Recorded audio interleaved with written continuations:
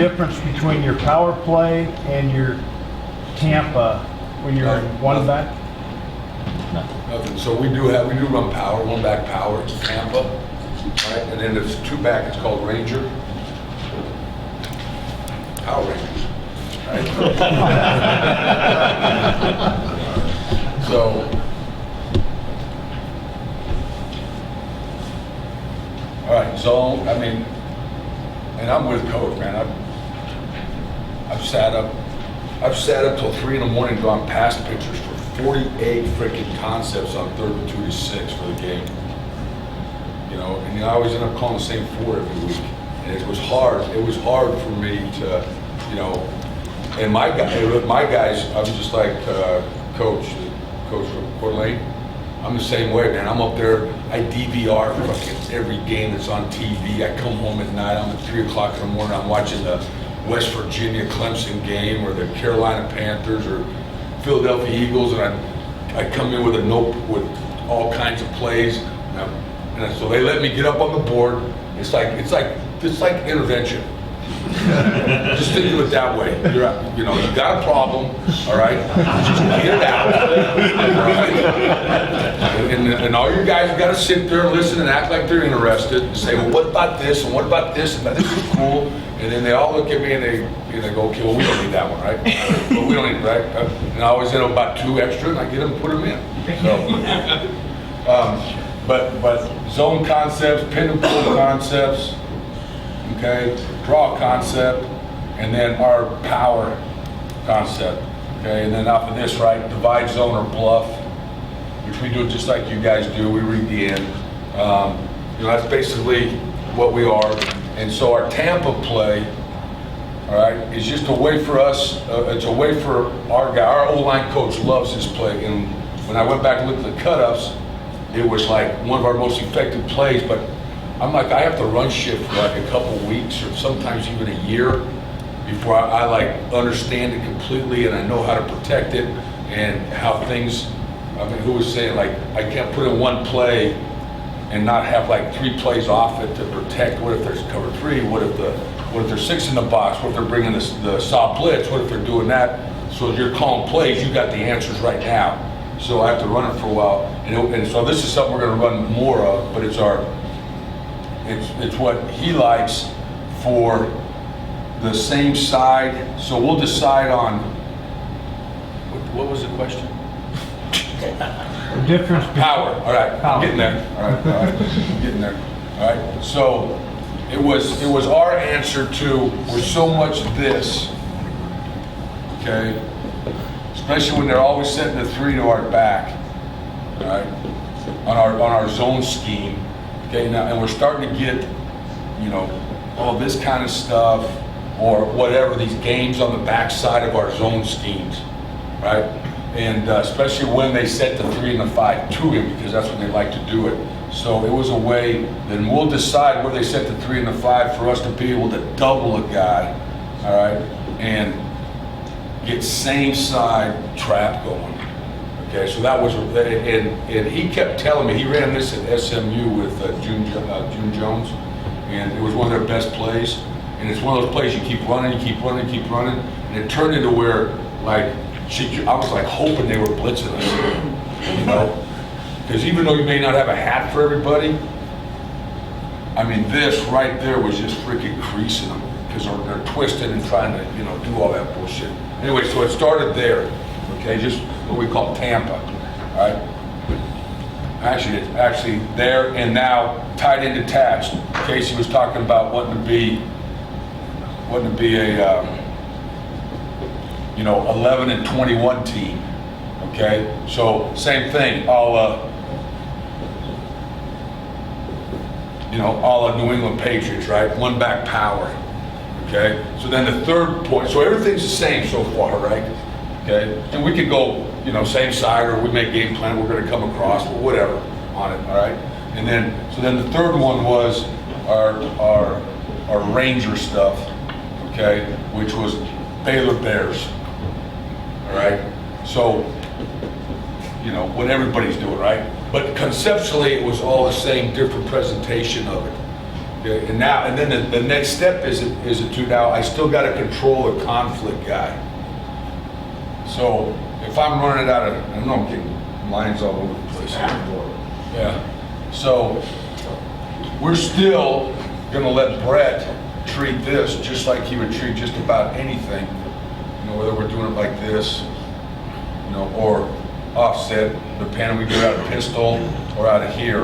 All right. But we want to be able to let our guys double some folks at times, all right?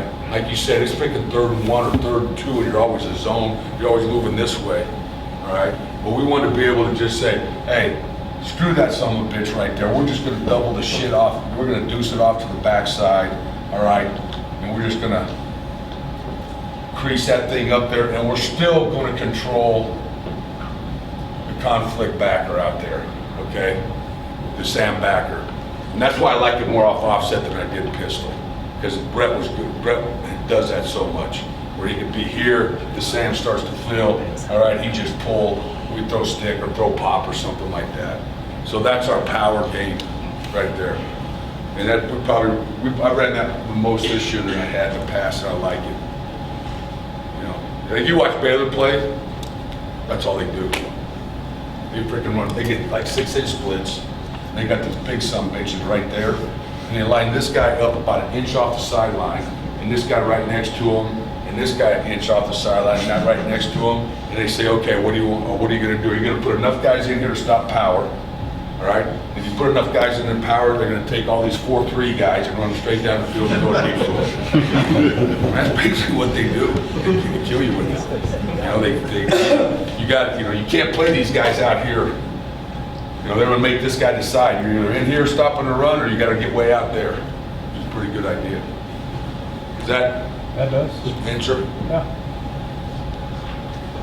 Schematically, what defensive schemes gives you more trouble? Well, everybody, I don't know about you guys, I hate the 3-4 shit. You know, because there's 7 guys now possible in my box, in the box area. Okay. If you said I'm gonna play the whole day in 4 down quarters, I'm gonna score like 60 points. Okay, it's kind of built for that, right? The spread. I mean, I've learned this is. I'm gonna really show how old I am. All right, 19. I went to Washington State. I was at TCU running split back veer. We had a good tight end, so I went and visited Dennis Erickson at Washington State. Okay, and got to know him. And started learning a 1-back from him, okay? Who he and Jack Elway and Sweeney and those guys learned it from John Elway's high school coach at Granada Hills. And so, to me, it just is always in my brain. How it always hits my brain is initially everybody got in 1-back to run the football, not throw the football, okay? I mean, you got in this, whether it was tight end attached, trips, or whatever you're doing, all right, to get 6-on-6 in the box, because they had to come out here and walk the wheel out and safety and do all this stuff so you could run the football. Then as soon as they started adding the extra guy in there and going post safety, you threw it. And so then it was the same thing for spread, right? So you're trying to force them into 5 in the box in split safety looks because of your passing game.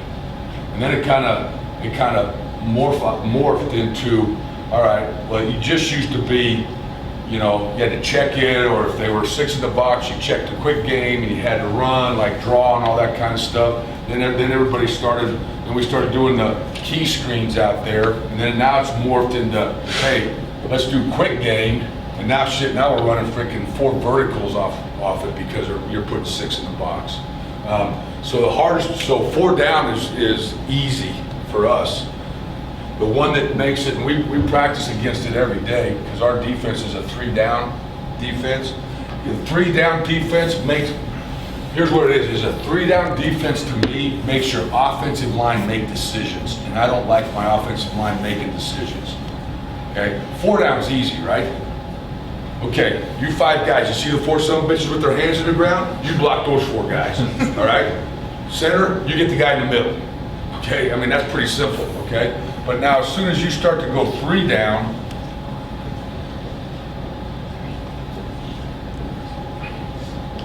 okay, and you've got these conflict guys out here that are run pass guys and can threaten your edge. Now your tackles have to start making decisions for you. All right? Is I mean, does it bother me? No, but it just makes, you know, it kind of makes me get into some adjustments in my run game that I don't do against 4 down. All right. So I mean, I just can't go out there. If you're a 4 down team and we're playing a 4 down team, that we just got done playing a 4 down team, cover 4. The next week we're playing one. Shit, I'm home by 4 o'clock on Monday. All right, because I'm calling the same shit. I've been calling. I may add some motions or, you know, add a play here or there or whatever. But when it's 3 down, now you gotta say, well, how's he playing? Do I want to do this? You know, Giants becomes a big play. Now I gotta protect there. All right. Well, am I going to protect with a tight end, or am I going to protect with a key throw or something out there? So you got to, you know, just adjust your thinking a little bit. But we've been doing it long enough now. Is it's kind of like you pull out the 3 down game plan and just kind of mess with that. And then we don't see a lot of blitz. Like I think Casey said that. The thing I've noticed over the last years is that our blitz reels, our cut-ups week to week from our opponent, every year it gets like smaller and smaller. You know, it's not like we see a lot. We used to see like fire zone all the time. Now we never see hardly fire zone anymore. I mean, that used to be huge about 4 years ago. But now, you know, I mean, shit, Aliotti in Oregon, that's always, I mean, he was freaking Mr. Fire Zone, you know? Now he'll still run some, but it used to be like almost every snap. We don't see much of that. Everybody always calls and asks me this, Coach, what happens, man? They get 6 in the box and they go press my guys outside man to man with a post safety. What do I do? All right, well, you're going to probably run your quarterback a little bit, you know? And then you're going to put that big 6'6" tight end that he's got, all right? You're going to go 3 by 1, but put him over here by himself where he's the gift, and go ahead and take that freaking 5'9" corner and press his ass. And all I got to do is throw it up in the air, and I'm going to go make the catch, you know? So you make those adjustments when you play teams, but I'm still going to call the same stuff. Anything else? Coach, can you talk a little about the slip play with the bluff, Yeah, like what bluff. Casey called the bluff? So just like he's doing it, you know, I love how it didn't become a great play till freaking Harbaugh started running with Kaepernick, right? We've been running for years, but now it's okay. So anyway, so to me, the whole thing I'm thinking about is cut the defense. So I got to start with just playing zone.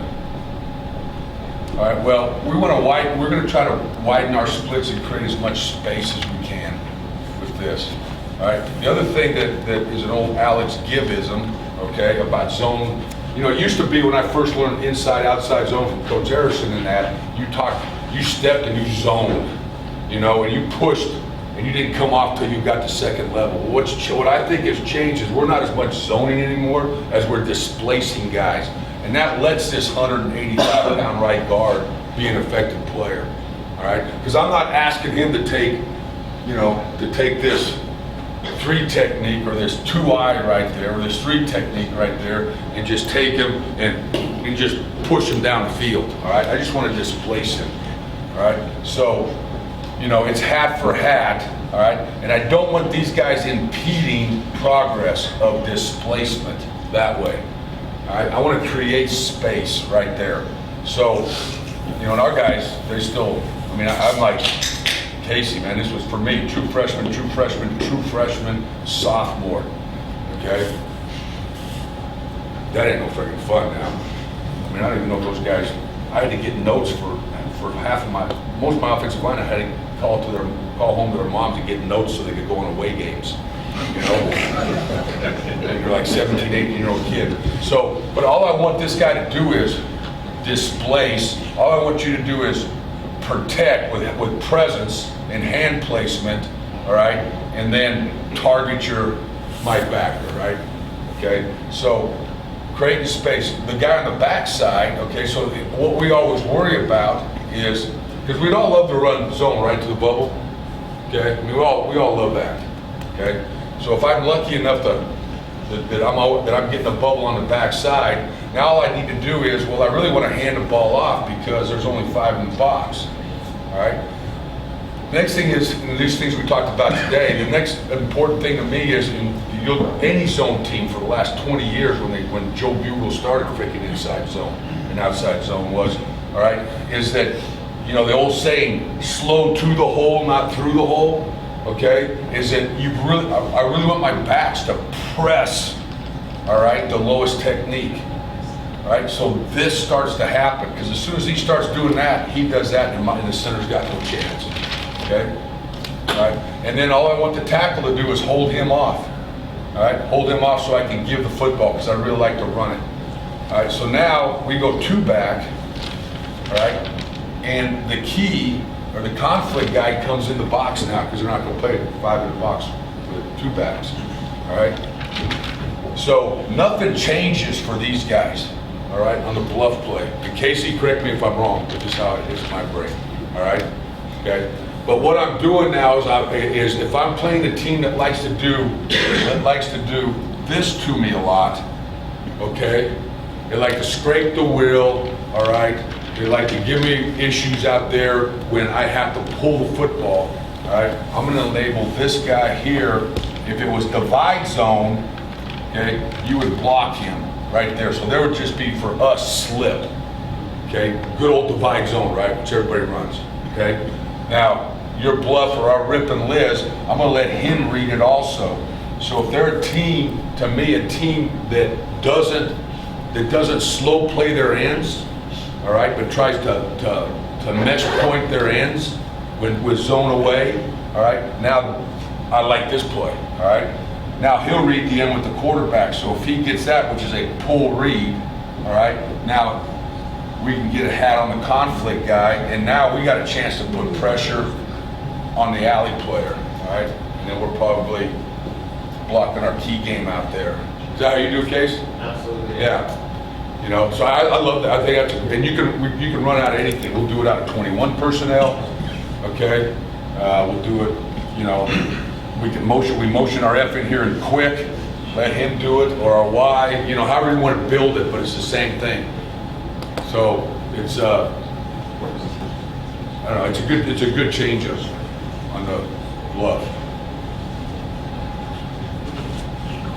On the play count of 25, is Rip and Liz a tag off of bluff, or is that at another play when you decide to? It's another play. But I'm gonna give Coach, this is how, I'm gonna tell him right now, all right? All right, this is how you cheat the system. Pay attention, all right? Cheating our own system. Yes. This is how I get by my assistant coaches, okay?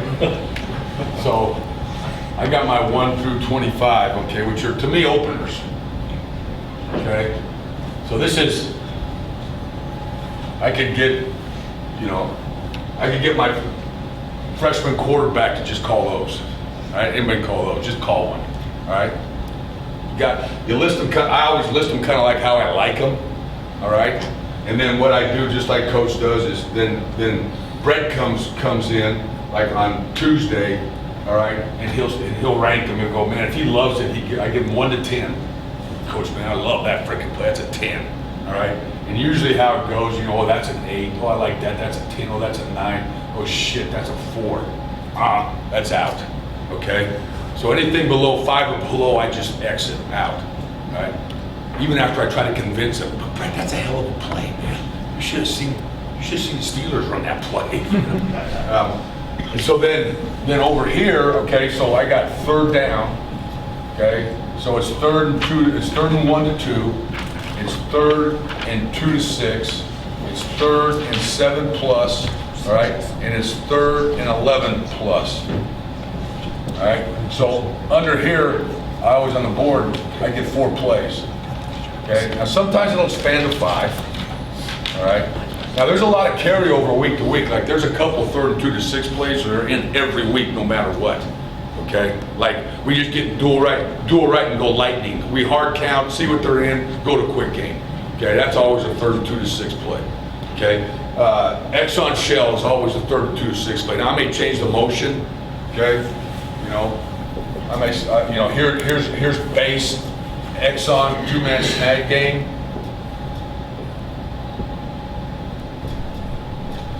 Okay, we're in our protection, it's hot, he's 1-2 straight progression. All right, well, that's always going to be in a 3rd and 2, but this week I'm going to put that into the boundary because their corners love to play hard. All right, so they're playing cover 4 corners, and as soon as they see that, he kind of baits my quarterback into that throw. So I may say, okay, well, Brett, we're going to run the same play, all right, but we're just going to go with fly motion and run into the field and run our 2-man snag game, and now I'm going to protect my swing throw. Okay, so they can't hold the will. All right, make Brett think he has to throw that, and then this cat comes up and he's breaking on that throw. All right, and I'm still going to give you the same thing on the backside. So he still has the same progression, 1, 2, 3. So that's just changing the presentation of it. All right, if it goes in that week at 3rd down, then I'm going to also run Zorro that way. I'm going to run my rocket screen that way. You know, I'm just like coach, man. I just can't do one thing out of something. I got to have answers. I may throw a lock out of that, whatever, okay? But anyway, I kind of go off on tangents a lot. But, so I got my 3rd down plays, then I've got high red zone, okay? So I'm talking about the 35-yard line to the 25, okay? And to me, that's shots, okay? I'm taking a shot. I mean, when I get to the 35, my guys know I'm fucking going to the end zone because I don't want to have to drive it down there. Let's just score right now and get the hell off the field. Okay? So it's going to be shots, bullet off of Exxon, maybe a double move, maybe sluggo, you know, slip, hard slip play action, you know, just something. All right? I want to throw the ball in the end zone on this to a check down play. Okay? Now I'm going to go mid, red zone, which is the 24. All right, to the 15, then I'm gonna go low red zone, which is the 14, to the 5, and then I'm gonna go goal line, which is +5. Okay, well, I'm gonna get 4 plays in there too. All right, and then I'm gonna have some specialty plays. Okay, reverse, halfback pass, whatever. So there's basic game plan. Okay, so coach, now start adding them up. All right, 25.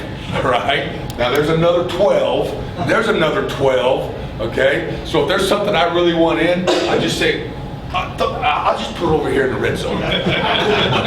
I'll put it over here in the high red zone, right in that spot right there. So that's where I cheated, all right? I pick up more than that 25 plays. Now, a lot of these are carryover plays with maybe a different presentation, all right? You know, a lot of them are plays, you know, some will be plays that come out of here, but there's going to be a group of maybe 10, 12 plays in this group that are new to that week's game plan, okay? But the only time I'm practicing those bitches is in practice in those times, okay? They know the first time we hit the 35, man, we're gonna go trio right to the boundary, we're gonna go fly motion, and instead of running Exxon, I'm gonna run bullet, okay? Or whatever, okay? And that's where I get the practices, like you said, you like just have a couple of those in your back pockets, you can slip out every now and then. So that's how we cheat the system.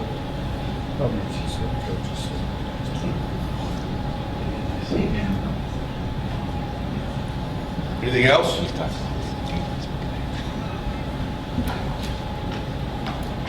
I'll tell you guys anything. I don't know a whole lot, but I'll tell you guys whatever. Hey, Coach, I have a question. I think Casey put up, you ran one play, and it looked like a buck sweep, but it wasn't. You know, it was a Giant, I think, pulling both guards, correct? You draw that up. I run just like Casey does. Oh, wait a second. Casey runs it just like I put on it.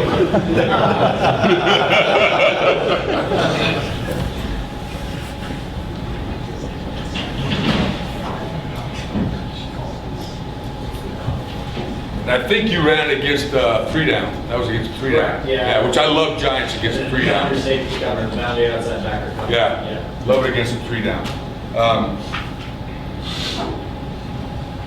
Okay, so I'm getting, okay, to me, Giants and Zorro feed off each other. Okay? So, and it's all to me on, if I'm playing a 4-down team, it's because of where they're setting the 3 technique. So if they're a team that wants to set the 3 technique to the back, all right, which a lot of teams, like I said, they like to do that to us because they want to force my zone read ball over there. They don't want, because they know when they've got the bubble to the zone read, that's where my big plays come from. Okay, because I can knock that down and he hits that cutback lane and he's gone. All right, so they like to put the 3. A lot of teams will set the 3, or if they're a team that sets the 3 to the back, all right, then to me that's where Shark or Giants comes into play. All right. So if they're playing like this, now this Will Backer becomes an A-gap player, okay? So I need to know that, okay? Mike right here, all right, so when they set the 3 here, which most teams won't do to us, because that's too far for Mike to go, for the A-gap, all right? Then the next thing they want to do is they want to come out here and try to stop the keys, all right? And the next thing I want to find out in 3-by-1 is, how are they playing the safety, all right? Are they poaching it, or are they not poaching it? All right. So in other words, is he responsible for 3 vertical? So that's really all I need to find out. If you're a 4-down team, where's the 3? All right. Are you a split safety team? And how's the backside safety playing the Y? All right. And then what's your number 1 blitz in that formation? So now we can start game planning. All right. So because of this, now I love the pin stuff. Okay, and just like Casey, we'll base the backside if I call Giants, okay? If we call Giants, we'll pin the base side, and there's your conflict guy, just like Case did, okay? Now, what I want to control out here, all right, is any form of blitz on this, okay? So this is basically for us, I don't know how Casey does it, but this is basically for Brett, a pre-snap look, okay? Huh? We key to when we were running Shark that way. Right. So we'll be just like we do it, just like he does it right there. Like you're playing a big fire zone team or a SAW team, something like that, and they want to start doing this. All right. He's coming up throwing to that, and that could be whatever you want. We could put, 93 there, or key 2, whatever you wanted right there. All right. Now we skip pull guys, so we skip our back. Okay. Because we don't know where the entry point's going to be. So our back, he basically skips, and then he basically just follows that freaking puller wherever it goes. So he basically just kind of goes, boom, and he's here because that thing could go, if the shade happened to be here, in the 3 there's a good chance that ball is inside there. So it's not a true stretch play, all right? So that right there is the exact same play we ran. Trio right, and that's your Giants even. All right, key 2, 92, right there. He runs, you throw that. All right, now, the next step to that is our play action off that. Okay, our play action off that is what we call race and lap. Okay. The other thing just replacing hustle. Is that Hustle, yes, yeah. Because I'm getting away from Zorro even, hustle even, get a name and then direction it. All right. So like I got more to this year of like Zorro, okay, is odd and even. Giants is hot and cold. Okay. Detroit is big and small. So he doesn't have to go Detroit even or Zorro even or Giants even. All right. He just comes up and says hot, hot, hot, hot. All right, and hot's going to tell everybody that's that play right there. So it'll be built in that way. If I want to adjust anything, then I'll signal outside. So the whole group will hear hot, hot, hot. Okay, they hear race, race, race. Okay, for us right now, that tells them, hey, we're going race, race, race. So this would actually be lap, lap, lap out of trio, right? Lap, lap, lap. Okay, we're taking a stretch. We're go. All right, we're wide cross. Okay, we're grab, we're post curl, all right? So now it's the same thing. So now it's a play action, but instead of throwing, this, now we feel this guy starts doing this on Giants, let's run lap, and now we want to start attacking the more vertical stuff down the field on the play action. So do you tag that caddy? Racing lap means caddy. It means caddy. Means caddy, yeah. So whenever they hear race and lap, they know it's caddy. If I wanted something different, he'd have to go race, Daytona. Okay, or race, lock. But if he just says race, or lap, the whiteouts know it's cash. Okay? Just like when he says hot, cold, they know it's 95. They hit you on the backside. I mean, I'm like Coach, man, and both Casey. I mean, I try to always figure out how to go faster. You know, how can I limit? And I think that's what makes you kind of limit your plays. Is how can I limit the verbiage and the signals and all that stuff, and not in the least amount the quarterback has to say, the faster you can play. When he's having to signal everybody and doing all this stuff, it's hard. All right, when he just come up and say, hey, do it right, he just comes up and says, race. All right, the guys on the sideline are going, race, or whatever it is. All right, ready, set, height, boom, we go. So when you call that play, like, you still call it Giants, or would you call it like if you're calling a play, so I guess your signal guys or whatever, would you say like, go right Giants, even white pop, or they just, So I want to get to where Giants is hot and cold. So you just would say, do it right pop. I go, do it right hot. Do it right And hot. that's how it'd be on your script. That's how it'd be on the script. Right. So like if we ran it out of duel,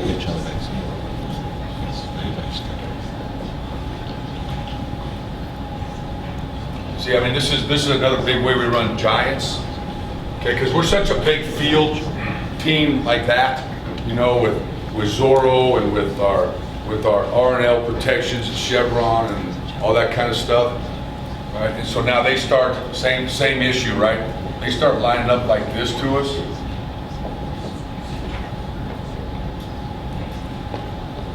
And they're giving me the bubble over there. Okay, so now right now that'd be cold. All right, so cold would tell these guys on cold, all right, is that now they're gonna do that. We're gonna do this on the backside, this on the backside, okay?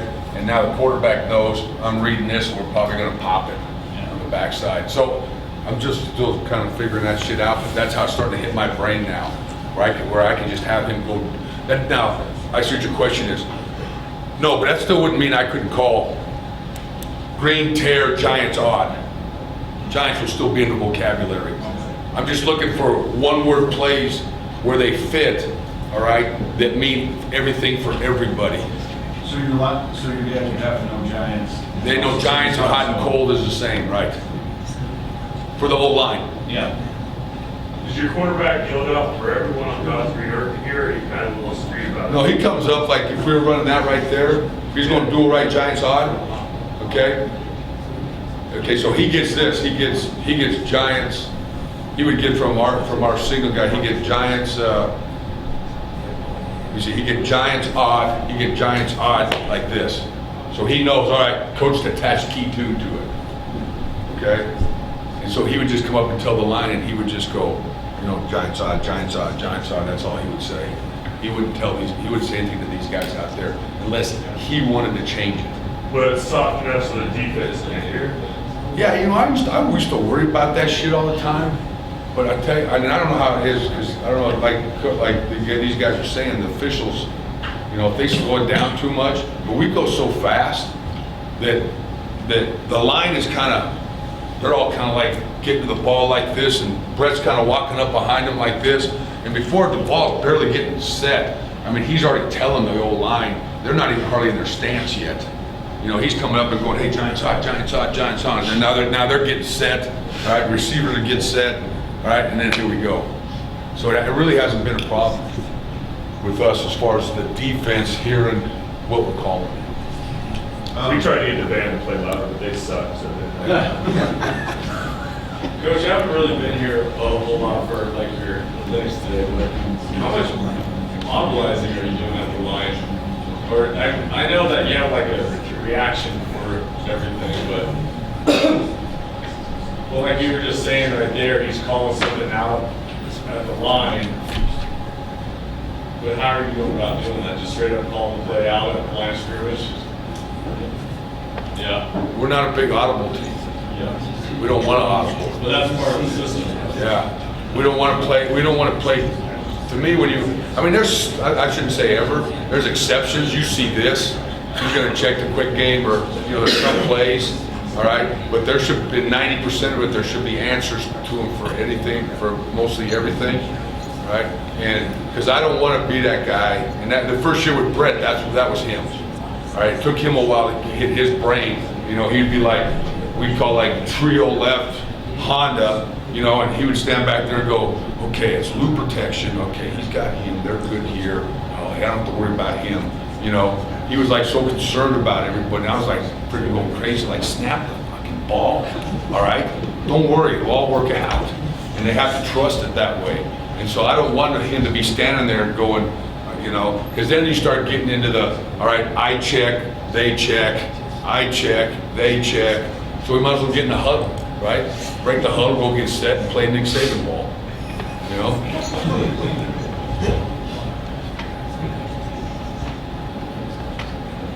Anything else? Coach, you were saying in the earlier session, your like 3 attributes that you like to see in the quarter, or 5 attributes you like to see in the quarterback: accuracy, decision making, creativity. Offensive line, what would you like to see in your offensive line? I had lunch Friday afternoon with Michael Orr from the Baltimore Ravens. Get you 5 guys like that, you're good.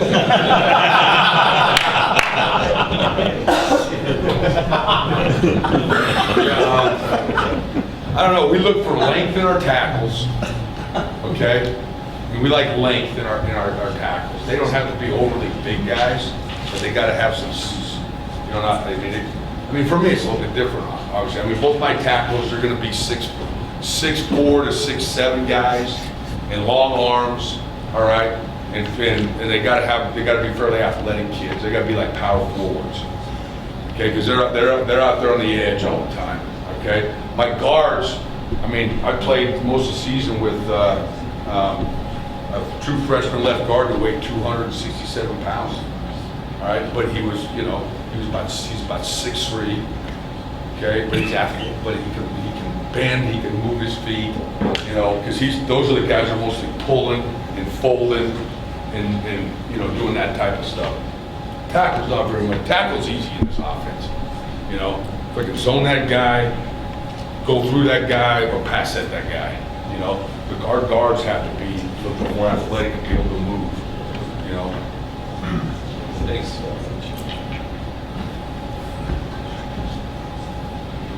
Is Doug in here? I can grab him. In this script, all right? And so we may say, okay, first day, all right, the GAs, all right, they're gonna teach the scout team that you only have to line up in 2 looks. And we may call this dog shit 1 and dog shit 2, no matter, right? Okay, and you may say, hey, listen, scout team, just always, the 3 technique, always line up to the back. And he'll just call those 2, okay? The next day, it may be, okay, we're gonna play 1 front, and that's gonna happen through this whole thing, so my guys can play fast. That's your 2 major looks they're gonna see, all right? And the GA will go look at film and say, man, 3rd down, they love to play 1 free, and, you know, on 2nd and medium, you know, because this will have, every one of these will have a down and distance, okay? So he gets to kind of script those, he'll script those to the defense me, okay? Based on what he saw in film. So that's the first practice, that's the first team period. Second team period, I take the same exact script and I just flip it to the other hash. So it's the same plays, but now it's on the other hash. And he does the same thing defensively, okay? Come out the next day, all right? The first team period, now it may be any kind of bastard looks they have, all right? Or this one I may say, hey, this is gonna be pressure. Maybe they're a big single dog pressure team, okay? So he may script that. So if you catch my point is, I don't try to change the defense very much, you know, in that period. So for that whole day, the scout team knows they're just running the same shit against me, okay? Okay, that's good. Did you find Doug? Yeah, we need coach. Yeah. Can you get the sound on? Yeah. 2 minutes. You flip your play sheet over and you got 2 minute I'm not Okay. asking for more plays, but you probably think I was. Okay, so 2 minutes, all right, this is all I would have in my brain, okay? And coach, now were you in there, we talked about fast starts? No. Okay, so like when we start practice, okay, we have a walkthrough, okay? And the walkthrough are the 25 plays a day, okay? And we go out there, everybody, and it's the whole, I mean, and we're not even spread out. We're like, okay, do it right, so we're even key two, all right? Ready, boom, you know, and we'll just put them in 4-1, cover 4, 4-2, whatever the theme of the front is that day. There you go, perfect, okay? Okay, right after that, all right, we go to stretch. Okay, any kind of pre-practice drills, which all our guys go out, they do before walkthrough. All right, receiver guy takes his guys out, and we try to catch as many football. Here's the one thing that I think that has hit me, and it's from even from coaching receivers with the Jets and that is that how you go back and just really think about how many times during a practice your kids are running routes and not actually catching a football. You know, it's a lot more than you think it is, you know, because your team, your skelly, you know, all those things, there's only one football. And you got 5 guys running routes. So they don't go through a practice with very many catches when it's all team and skelly stuff. So they got to pick their catches up someplace. And so they got to catch, for us, it's 200 balls sometime, either before practice or after practice. Might be on jugs, might be to each other. I had them build these, I went and got PVC pipe that was about this big around, and I put a base on them. All right, so we set up like stations pre-practice, and the kids all know they go out and they have to catch, you know, 25 balls, and they got to reach around this thing and catch it. You know, then they may go over and the receiver coach got some other drill, but it's all catch. All right, catch as many balls as you can. All right, quarterbacks are out there working on footwork and all that stuff. And then right from stretch. And our practices are, there's a clock, but we got that tempo machine, which is freaking awesome. You can afford to get it, okay? But you program your music, all right, into your practice, crowd noise, music, whatever you want. So stretch lasts 8 minutes, all right?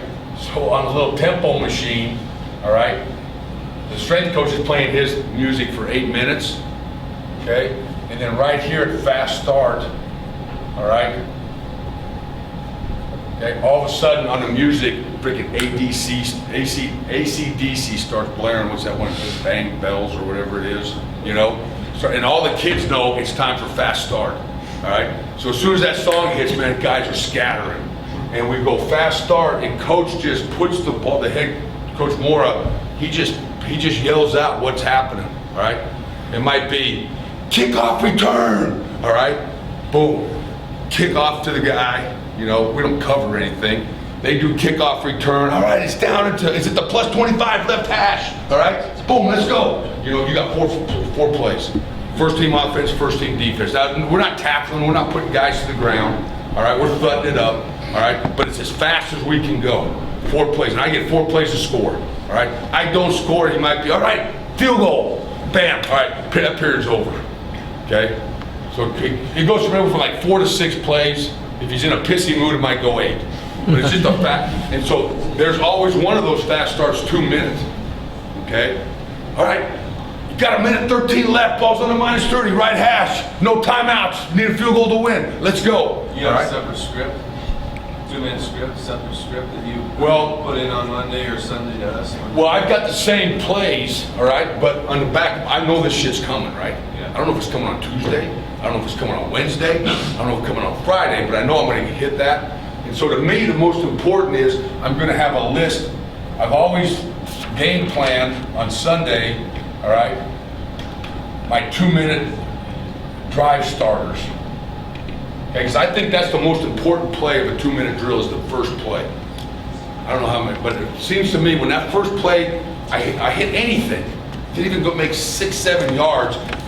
I feel like I get, you know, you kind of get going. But when it's like an incomplete or a throwaway or something like that, I can just feel the kids, everybody goes, oh shit. But if you just complete something, so it's usually something that is high percentage, all right, that I know I'm gonna get this thing started, all right? And then, so I probably have 2, 3, or 4 of those, and they're pretty much always kind of the same every week, all right? It's the ones I like out of the game plan that are my drive starters, all right? And then from there, all right, everybody, I got jump, middle jump, I got fast break, okay, I got clock, kill, what's the other one? There's one I can't remember the name of it. Chunk, okay? So there's about 6 or 7 things that go in first day of 2-a-days. And they may just get walked through. I may hit them, you know, in practice here and there, you know, in my team script, but it's something that the kids have been working on all since 2-a-days have started, because these never change, all right? Because it might be you're in like if, to me, if you're outside the 30, it's jump right or jump left, you know, like everybody, Hail Mary, right? Well, when you line up in this little set like this, okay, and you're gonna throw a Hail Mary, well, that may not be the freaking guy you want there as your Y, you know? I mean, this guy's gotta be a jumper, and then how we coach it is this guy right here is a backstop. This has gotta be one of your fastest guys. He's a backstop. He's supposed to set the jump on the numbers, 5 yards deep in the end zone, and then this has gotta be your most sure-handed kid, because he's what we call the crummer, all right? So there would be, so these are the things that we work on all during 2-a-days, so when he calls it, all right, I can just dial him up. So I just yell, jump right, jump, jump, jump. Every kid knows who's the starter, who's the backup, and jump right, who's the Y, does it make sense? Yeah. And it might even not even be freaking any of the receivers. Could be a running back, could be whoever. The X could be here, and the Y could be over here. However it works out, they just know that's the play, that's who lines up in what spots. If it's middle jump, okay, if it's inside the 30, it gets in duel, he always does the same thing, but now he sets it on the goalpost, okay? You're still a crummer, you're still, a backstop, you're still a backstop, and you're still a crummer, okay? But you gotta take the time, I think, during 2-a-days and do it enough to understand is the only guy that jumps is a jumper. Backstops don't jump, crumpers don't jump. Okay, let the defense and the jumper jump. Everybody else stays on their feet and waits for the ball. Okay, so all those things you coach up. So when we work on 2 minutes, all right, fast break is, you know, no time left. You got your own 10-yard line and you just pitch it back and forth. The play we came up with there. Kill, kill, kill is fake, throw it. Clock, clock, clock is clock. Chunk is the jump formation. Okay, you know, or just trying to hit a chunk play so we can get in position, you know. So anyway, that's all been, like you said, thought out, planned out. This is who's going to run it. This is how I'm going to run it. Okay. All the rest of the plays are just our offense, our base concepts, because I feel that's what we're best at. That's what we practice all the time. So I'm not going to put in plays that I'm going to practice maybe one time during the week. All right, and then I'm putting my job on that play. I'm calling caddy. My guy's thrown it 8 million times, you know. I'm calling Honda. I'm calling Seattle. I'm calling Chevron if I need a first down. I'm gonna call the things my guys know what to do. But the special situations, all right, are things that go in first day of 2-a-days. And coach is great, man. He's an NFL guy, so he lives in special situations. I mean, that's his gig. So do you ever feel like, in those situations, you know, you get conditioned by listening to other guys that say in 2-minute situations, you need to attack sidelines, you need to attack the sidewalk, you guys out of bounds. So we, you know, before we did this, you know, we could sprint stops on the sidelines. We had, or even this year, I felt like that. So, you know, you got your 99 play, you know, so we put in, you know, 99X, so our 3x1 or single receiver could run a quick out on the open side. Yeah, if you want that, just put it in your little playlist of your 2-minute special plays. That bumped my number up and got me in trouble with these guys. Yeah, but they won't bitch if you say, hey guys, this is 2 minutes. You know, here's the things we got to be prepared for. And I'm working the first day of 2 days, you know, or whenever 2 minute goes in. And I'm gonna throw them for a month before we even get, because I'll be honest with you, when we get like on Thursday, which is the walkthrough day, all right, he'll call up and that he'll have a list of things at the end of Thursday, because it's a walkthrough day, and he'll ask me, hey, what do you need? What do you need? I'll say, hey, give me your dash. Hey, I need to hit a dash, and I need to hit a middle jump, and I need to hit a chunk. All right, and we'll go out there, and we'll, you know, no defense. Everybody will throw the chunk or the middle jump or whatever. All right, we'll hit it, but it's not like we're going full speed unless it's during fast start. Does that make sense? Yeah, thank you. Yeah. Yeah, and I agree with him, man. You win the games like that. You win, you know, and Jim's awesome with all this stuff, man. He convinces the kids, you know, and it a lot of times happens, all right? Like when he'll have a 2 minute time where we get to teach it on both sides and come back and do it against each other. It's never live on these things, okay? And they'll say, you know, we're gonna work on these things because this is gonna give us 10 wins instead of 9 wins, us making one of these plays, you know? Or score at the end of the half, or situational, all right? And where he's big on red zone and third down situational stuff. He's big on, like, for me, the situations are coming out, right, inside the 5, third down and red zone, and then 4th and 1, 4th down play. So we have the thunder, you know, the hard count, you know, we got the little quick kick, you know, with the quarterback, we try to pin him in, you know, and he'll look at me and he'll say, hey, I want thunder. Hey, we're going for it. You got 2 down, or hey, let's give them thunder, all right? And so we already said hike. Send the motion, said hike. They don't jump. We look over. I can either run a play, call timeout, or take the penalty. All right. So he loves all that stuff. So he's got his little list that he checks off every week. So that I got to do. But he's what I have found, and like, because it made me think about, like when you were saying, okay, it used to be the same way, man. I used to just agonize over freaking script in practice, you know, and then at the end of the week, I even had them tally up, okay, you got 16 screens, all right, they're in my game plan, and I didn't even practice. I didn't even call this one during week in practice, you know. How can, you know, so I kind of came to the conclusion was that in this offense, in tempo is what changed my mind about it. It's become, all right, I'm not trying to out-coach anybody, I'm trying to outplay people and out-execute them. And the less I do, the more detailed I can get with the things I'm doing. And it's like, you know, how many times have you been calling and you got zone this way and naked, and you hand the zone off and this end freaking closes hard, knocks the shit out of them, and you're going, fuck, I wish I had naked. And you call naked the next time and the damn end doesn't do that, he comes up the field. So then you start feeling like I'm a play off, right? I'm always a play behind this damn defensive guy. Well, I hated feeling like that. So I basically came to the conclusion of this, I don't give a fuck what they do. I'm gonna do what I do good, all right? And I wanna do it well enough that, I'll just give you an example, is one of our base plays in the offense is chevron.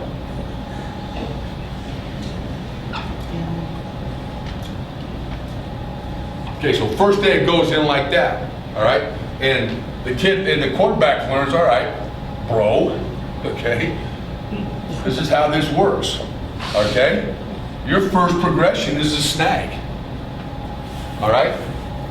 Who stopped the snag? If the Sam backer stops the snag, you're high to low off this corner, okay? If the Mike backer stops the snag, you're throwing the dig. If somebody's in the dig, your trouble throw is the grab route. Pretty simple concept, okay? Hey, coach, I'm having trouble with the Mike backer reading him. He's getting to this, he's hitting, I'm throwing the snag, but he's getting there late, knocking the shit out of the guy. All right, let's tag travel to it. That's gonna give you a quicker read. The Mike, okay, so let's fix the problem. Let's don't not run the play, let's try to do something else, okay? Or, all right, let's go snag O, okay?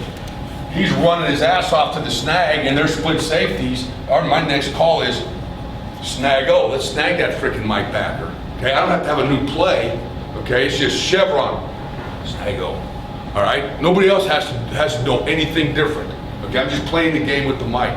Or Sam is sitting on this thing, all right, and the corner's playing up, but this safety is playing like a Tampa 2 safety, and he's playing way outside. Well, I got Chevron called. I'm screwed, man. Well, why? Look in there. If you think you can't gain leverage on that guy, look in at Brett and go like this. I'm on the freaking post, bro, all right? So to me, it's one play, but it's got, you're running dagger on the backside and the quarter safety sitting on it, all right? Well, let's run skinny instead, a quarters beater on the backside. To him, all right, not really nothing changes, okay? Or you're changing one guy. So there's like 4 or 5 concepts or adjustments in that one route that I can, if I run this enough, my guys will get it right. And I'm not guessing, oh shit, they're post safety, I got Chevron called, it sucks, okay? Well, I don't want to feel like that anymore. I want to call that play 20 times in a row, and he may throw it to 5 different guys, all right? Or the Y may do this, or he may look out and he knows he may snaggle the Z, or he may skinny the backside because that safety's sitting, okay? Or it's a man coverage, all right? And he may just throw that, even though Chevron's been called, okay? So I want him to know that play so well that he's got the answers to every problem with that play, instead of me having 6 different concepts to beat all those different coverages.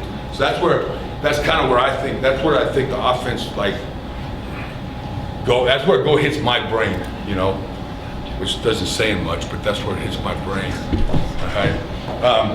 So what my point was, what I was getting to is that, and I just read this book. If you guys can ever read this book, I got about 8 pages left. It's called Born to Run, all right?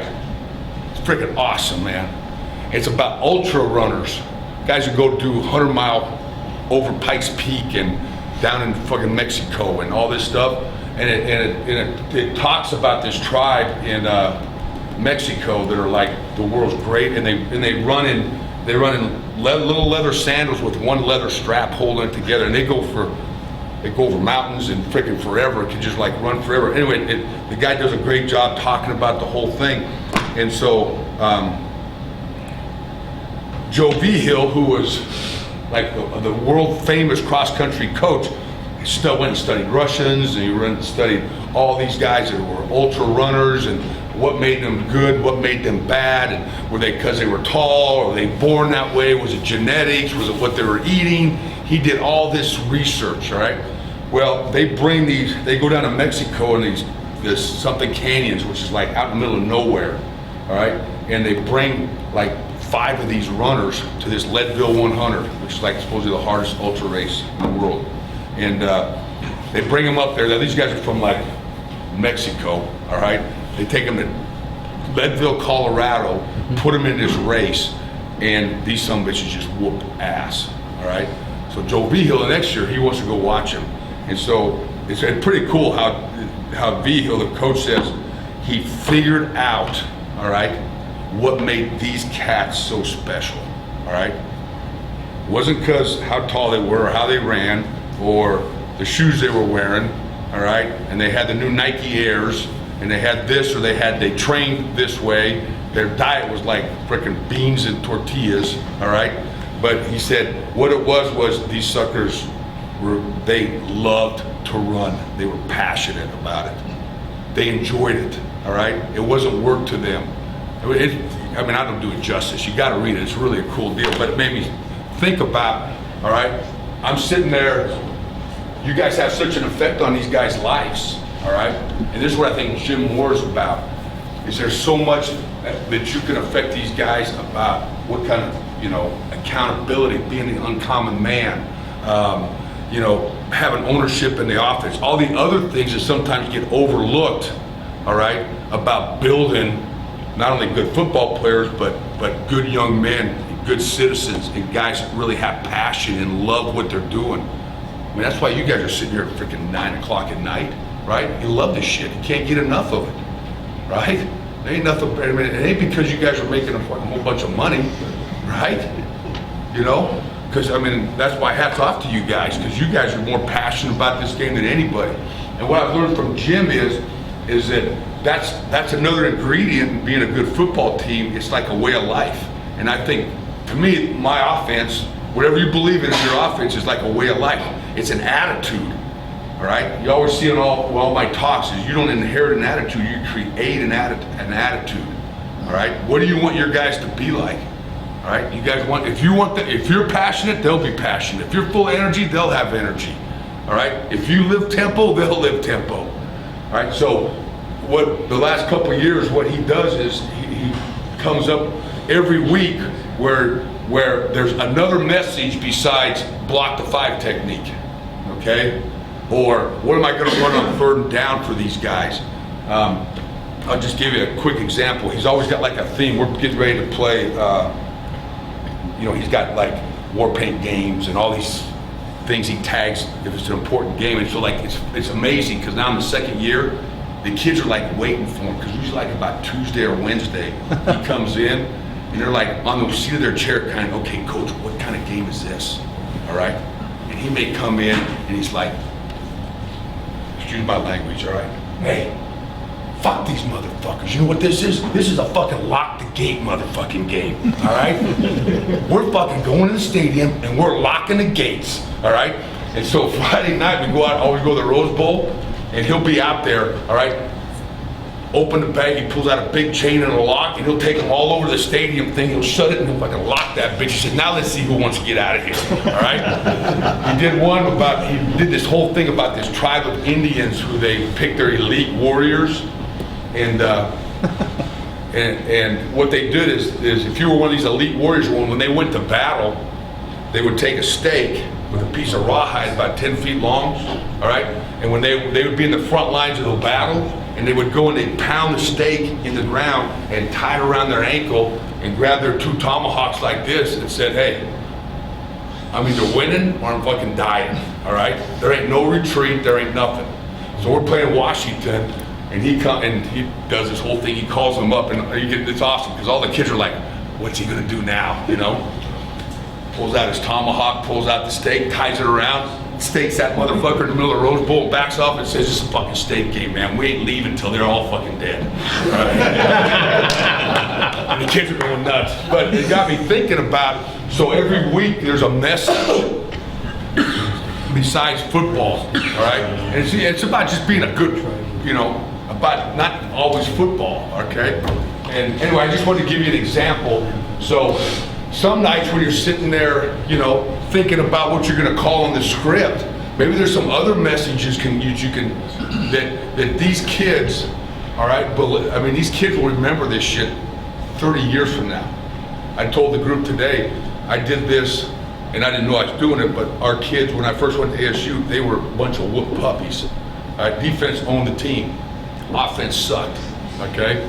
So we got in there, all right, and first PowerPoint I put up was, all right, how do we win a fight if a fight breaks out on the football field? And I had a diagram, all right, one guy, if the fight breaks out, one guy goes in and help and the rest of you guys form a circle and keep everybody out. You know, so I had like rules and everything, all right? And so I tried to just instill, so they believed they were tough. And so we're getting ready to go in the first or second game, and they'd taken some like cheap shots on some guys in a game. It's kind of fired you up, but you're like, you can't do that, but nice job, you know? And so I went to CVS and I bought 3 cases of that Old Spice Swagger, all right? And so in the meeting before that game, I came in and said, guys, you guys are ready. You got your fucking swagger, all right? If you ain't got swagger, you ain't got shit. But you got swagger now, all right? Because you're physical, you're tough, all right? You talk shit, all right? So I pull it, so just in case, all right? Just in case you left your swagger at home, I brought some. So I threw swagger to every guy in the room, you know, little Under Armour stuff. So I said, hey, if you feel like you need a little right before the game, just fucking squirt a little on, baby, because you got swagger. So this is like 4 years ago. So what's cool is Brock Osweiler, who's the backup at the Broncos, right? He's at the Super Bowl morning of the Super Bowl, and I get a text from him, all right? And it's a picture of his locker in the Super Bowl in MetLife Stadium, all right?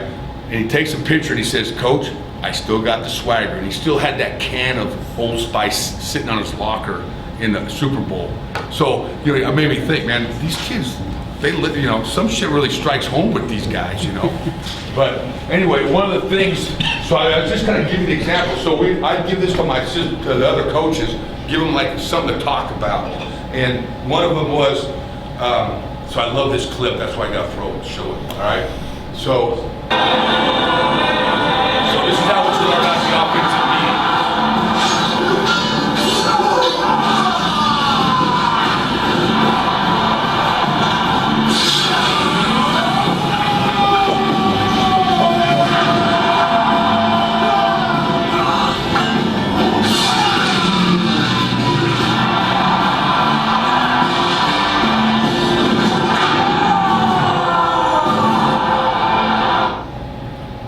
Okay, so the point was, all right, this guy right here, God dang, Gannicus. You guys watch Spartacus? Oh, yeah. Fucking the best, isn't it? Yes, it is great. The only, hey, dude, you just like all the hot women. Yeah.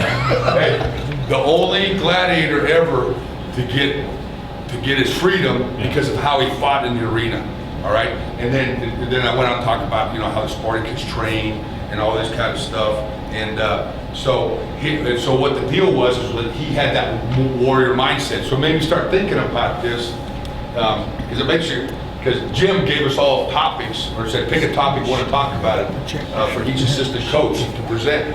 So the warrior mindset presents psychological techniques of training to develop mental toughness, the survival mindset, and a hardened focus. The goal is to integrate the physiological with physical and tactical training to add a dimension that is often overlooked, but necessary to achieve maximum performance excellence. If you only talk about mental toughness but don't actively train it, you haven't developed a complete warrior. So my whole thing was, man, we're freaking warriors, all right? But as coaches, all right, how many times did you just say, come on, you gotta be tough? And I'm a kid, I'm going, okay, well how? You know, you ever think about it? I mean, what are you doing? What are you doing to help your guys be tough? And I just don't mean like barroom fighting tough, I mean mentally tough, okay? Mentally, you're in a tempo offense, man. Your receivers are freaking running all day, all right? So are they embracing that, all right? Are they playing the play and then playing the next play? Are they worried about the play 5 plays from now because they might be tired, okay? So, you know, so we talked about that, how it's got to be, oh, I know, I got another people here.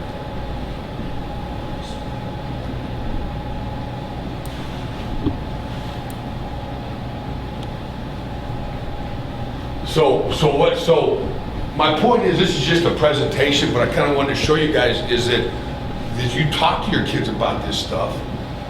This is how I talk to them about the offense, ownership of the offense, all right? It's your offense, all right? You guys got to have that warrior mindset. Hey, practice is like freaking chaos.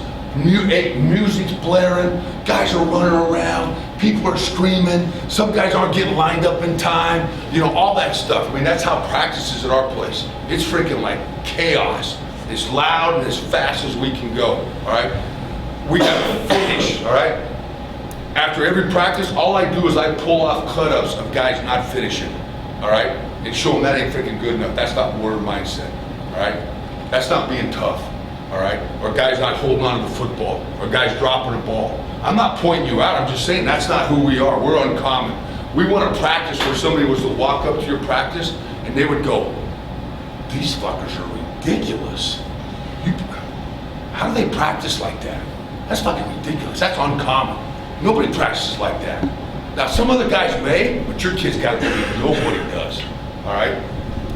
So a warrior's always alert. He's never sleeping throughout life, all right? In meetings, all right? At practice, is he focused, all right? He knows how to focus his mind and his body. He is what the samurai call mindful, all right? So mental toughness is essential, and like I said before, Nate could talk a lot better on this than me, all right? But mental toughness is essential for elite human performance, and that's what that book made me realize, all right? It wasn't because these little Mexican Indians were just like tough ass bar fighting tough son of a bitches, but mentally they were freaking as tough as you could be, all right? is essential for elite human performance, especially in high-stress situations. So we got to put our guys in high-stress situations every day. While mental toughness is a singular value, too often there is a disconnect between talking about it and training it. So you got to figure out ways, how do you train it? Right? How do you make your guys mentally tough? You just tell them you got to be tough? You put them in Oklahoma drills and let them hit each other for an hour and think that makes them mentally tough? I don't know. Stuff is just food for thought, you know? What do you do about it? Okay, the warrior mindset defines mental toughness and describes its critical need and function in the face of performance, degrading the effects of combat, mission, or response stress. Okay, so to me, the mental toughness is freaking critical. It's critical because that's why we outscored opponents 193 to 41 in the third quarter. I believe that. My kids believe that. You know what they tell me at halftime? Coach, just call fucking 4 plays and call them as fast as you can because we'll whip the shit out of these guys. And that's what happens, all right? Because they believe they're mentally tougher than those guys because they've gone through all that stuff.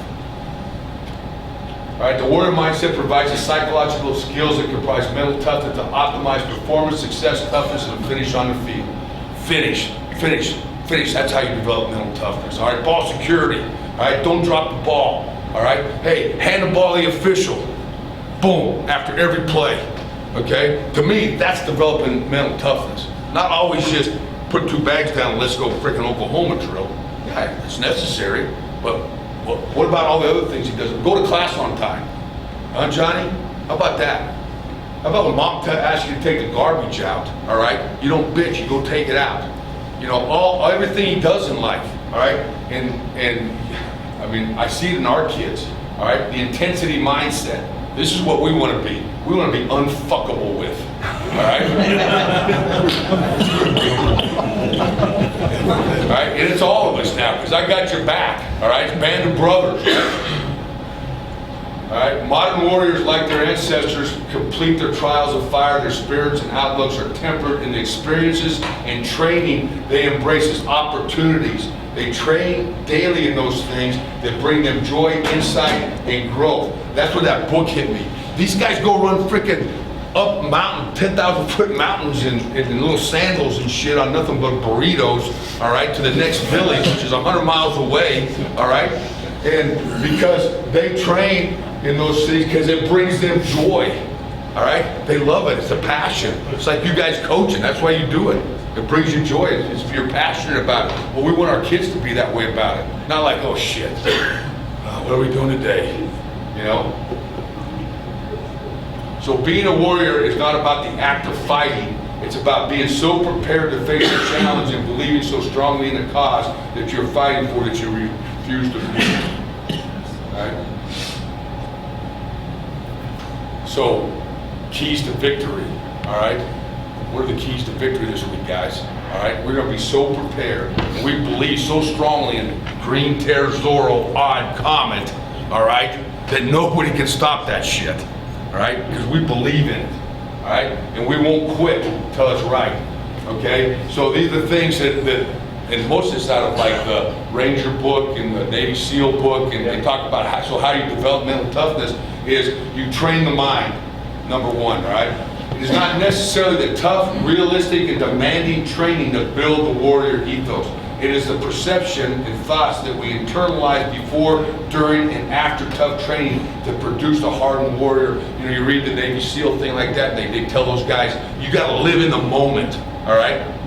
You can't worry about what they're going to have my ass doing an hour from now or tomorrow, all right? I have to win this moment, all right? To me, that's this offense. And that's why it's play the next play. Don't worry about the fourth quarter, third quarter, next series, whatever. Let's win this moment. Whatever happened, happened. Now let's play the next one. All right? Warriors realize the relationship between internal thoughts and the physical demands of training. Okay? So they're running. It's 120 degrees out, and you're tempoed offense. All right? I mean, and they're sweating and they're thirsty and all that stuff. Are you helping them develop the warrior mindset? Or are they just trying to get through it like we're all talking about? Are we just trying to get through it? All right? Warriors think like champions because they perceptively view tough, realistic, and demanding training with eagerness and trust rather than doubt and apprehension, both of which stem from the warrior mindset. I think about this one all the time, all right, is that kid that goes out and he's worried about making a mistake because you might yell at his ass because for the last 3 practices he ran the slant wrong or whatever like that, all right? I promise you, when he breaks the huddle and he gets the slant route, all right, he is not eager and trustful and without doubt, all right? He's like, I hope the son of a bitch don't throw it to me, right? Okay, so, and sometimes we're the reason of that. God dang it, Johnny, what the hell's wrong with you? You know, that ain't how you run a route. What's wrong with you? Yeah, I know we all get like that, all right? But how do you get him to live in the moment and don't worry about he just screwed it up the play before? All right, it's hard, all right? The next thing you gotta do is trust the training. Warriors wisely view training as the key to building confidence. So I'm always on my guys about that, all right? And that's why it's an hour and 35-minute practice. That's why we don't stand around and listen to a coach talk and coach one guy while we're all standing there, all right? It's ownership, we're all into it, all right? And training the mindset may unknowingly produce hesitation and doubt, spurred by a focus of purposely looking for errors in training. So that's why I don't let my guys dog cuss the guys during team, all right? Hey, after practice, before practice, meeting room, whatever, walk through it, do whatever you got, coach them up, get them right. I tell them, I said, hey, you make mistakes, we'll get that fixed, all right? But now don't fucking, if you don't finish the play, all right, or don't show me a burst, that's on you, all right? Because I don't want them lining up, all right? Focus on the errors in training, okay? The warrior training mindset must therefore be balanced with trusting mindset by focusing on what went right, okay? Champions, all right, have very, very, very short memories. They don't live off the great play they just made, and they don't worry about the shitty play they just made. They live in the moment. That's what I believe, all right? And so we have to live in the moment, all right? Furthermore, errors that did not meet the standards should be generally viewed as temporary and fixable instead of permanently broken. That's what he's saying there, all right? They live in the freaking moment, man. I'm the best there is in the country on this play, all right? Next play, I'm gonna be the best in the country on this play. Okay, visualize. We use this a lot, all right? Because of tempo, it's hard to go a tempo for a long time in practice, all right? Especially like you guys, because you don't have a lot of kids anyway. You might have 40 kids on the team. So by using imagery, warriors can achieve mental and emotional readiness and execution with decisive, thorough, and the creation of deja vu experiences. It's like, who's that guy that was in the POW camp for like 5 years and played golf in his mind every day. And first thing he did is play golf, and they rescued him, and he went and shot a 72, and he never broke a 90. All right, because every day he played the game, played the game, played the game, played the game. All right. The thought of I've already seen it, done it, and felt it in my head, and I was able to just execute as I had envisioned myself do it. The warrior can internally use this mental skill to ensure total conviction. All right. So, you know, little shit like, so I print these up on little laminated cards and hand them out to the kids, and it's amazing. I walk through the locker room, and just about every one of those kids thumbtacks it up in their locker. I mean, the kids love this kind of shit. They really do, all right? Instead of it's always like, God dang it, Johnny, or hey, this is how you block this or this. Well, what about some other things, all right? I succeed because I'm willing to do so the things that you are not. This is Ray Lewis, all right? But anyway, so we do not rise to the level of our expectations, all right? We fall to the level of our training. So I preach this every day to the guys, all right? And if you ask my guy, if you called up any one of my players right now and said, hey, Brett, how are we gonna play Saturday? And he'll say, we're gonna play like we practice. Okay, Tuesday, all right? We gotta play the game. We gotta win on Tuesday. We gotta win on Wednesday, all right? We gotta win on Thursday, all right? Every day, hey, how are we gonna play this weekend? How we practice today, coach, all right? Because you are going to play like you practice. I promise you guys, you're going to play like you practice. So if you practice shitty today, you're going to play shitty on Saturday. Now, when Saturday gets here, I don't give a shit. I ain't getting mad at nobody. Let's call some plays and have some fun. All right? But now it's going to be rough on Tuesday and Wednesday. All right? It's going to be demanding, mentally tough. All right? If you are fighting for your life today, would you have trained harder yesterday? Because, man, Saturday, we're fucking fighting for our lives. So did you train hard enough today, or would you like to go back and redo it? Don't ever have to ask yourself that question. Right? So anyway, this was just I just thought it was kind of cool. Is that Coach Moore, he likes this kind of stuff. There's all kinds of stuff about being a good citizen, being accountable. All right, there's themes out there that I think that what this offense has allowed me to do as a coach. Now this is like 34 years of coaching, and worked for a lot, like 9 head coaches and all that. And there's a lot of good stuff out there. That kids can learn from. It's not just football, but relates directly to football. And this offense has allowed. You know, it's like I think one of the coaches said it. It's not just plays. It's a way of life. And I'm not saying, oh, we all got to live in zone. All right. I'm just saying attitude. All right. It could be any kind of offense, right, that you're running. It could be Stanford. All right. Stanford's offense is a way of life for them, man. When you put Stanford on, you know how these kids are going to play. You know how they're going to act. You know how they're going to block. All right. And I think so. You can reach those guys a lot of different ways. And I thought this was a cool way. So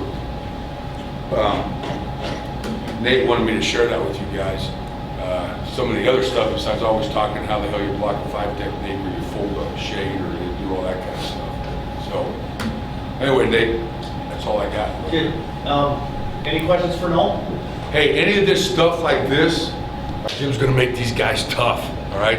So in the meeting, he goes, all right, we're gonna go team run. All right. And I just want you to, we're going to just knock the shit out of each other and get these fuckers tough.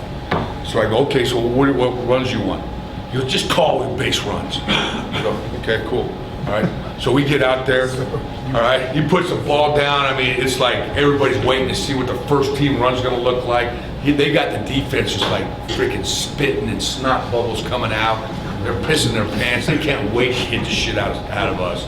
I don't know if you remember linebacker for the 49ers, Jeff Albrecht, the middle linebacker. He's our linebacker coach, and he's like one of those guys, like just freaking nuts. All right. So I mean, they're like this. So we line up in green. All right.